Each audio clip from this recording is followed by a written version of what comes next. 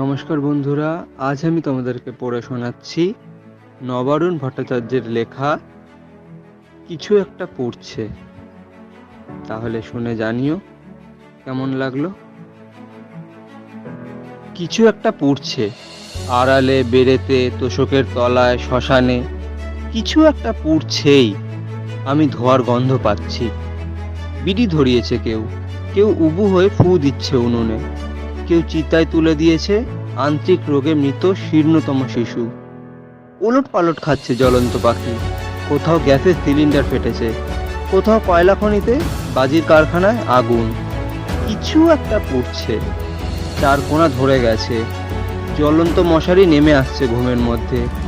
কিছু একটা পুড়ছে, ক্ষুধায় পুড়ছে নারী, অন্ত্রেরা, ভালোবাসায় পুড়ছে যুবক, পুড়ছে কামনার শরীর, তুষ মোবিলে ভেজানো তুলো। কিছু একটা পুড়ছেই, কলকা এসে লাগছে আচের।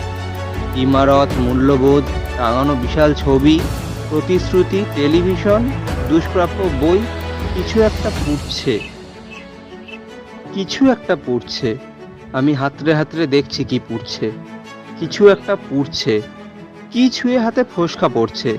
কিছু একটা পুড়ছে, গনগন করছে, চুপ করে পুড়ছে, মুখ বুঝে পুড়ছে।